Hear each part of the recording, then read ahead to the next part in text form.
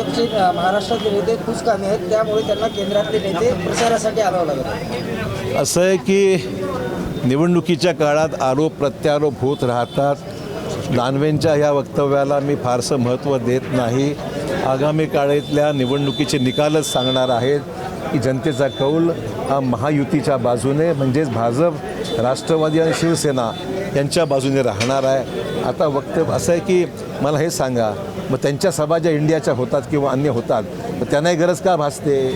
या आरोपात काही तथ्य नाही आहे. सगळ्याच नेत्यांना राज्यभर देशभर फिरावं लागतं. हा निवडणुकीचा प्रचाराचा भाग आहे. त्यात कुठल्याही नेत्याला आणणं पाचारण करणं काही चुकीचं नाही आहे. आज शिवतीर्थावरती राज ठाकरे यांची सभा पार पडत आहे. संपूर्ण महाराष्ट्राचं लक्ष त्यांच्या सभेकडे लागले. काय वाटतं? तर निश्चित मला वाटतं मधल्या काळात ते अमित शाह साहेबांना भेटले होते.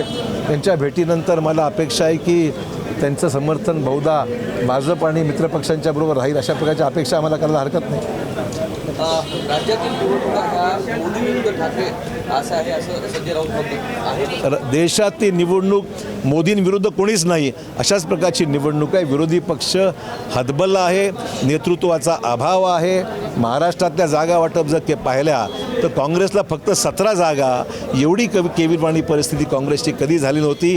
पारंपरिक सांगलीची जागा, पारंपरिक भिवंडीची जागा, या सगळ्या जागा चांगल्या जागा सोडून देण्यात आल्या आहेत आणि काँग्रेसची वळवळ फक्त 17 जागेवर होते आहे. याचा अर्थच असा आहे की नेतृत्व महाराष्ट्राला किती कमकुवत आहे हे स्पष्ट होत आहे. सांगलीच्या जागेवर असं वाटलं का की काँग्रेस त्या ठिकाणी कमकुवत पडली? काँग्रेस कमकुवत नव्हती त्या ठिकाणी. काँग्रेसचं नेतृत्व आज राज्यामध्ये ते कमकुवत आहे, त्याचा परिणाम आहे. एकनाथ खडसे यांना ज्या पद्धतीने आरोप केला की एकनाथ खडसे विजलेला दिवा आहे आणि आज त्या विजलेल्या दिवाला भाजपमध्ये घेण्यासाठी तयारी दाखवली. राजकारणामध्ये कोणी विजत नाही आणि कोणी लागत नाही. राजकारणामध्ये जनता ज्याच्या मागे आहे त्याचा दिवा पॉवरफुल होतो.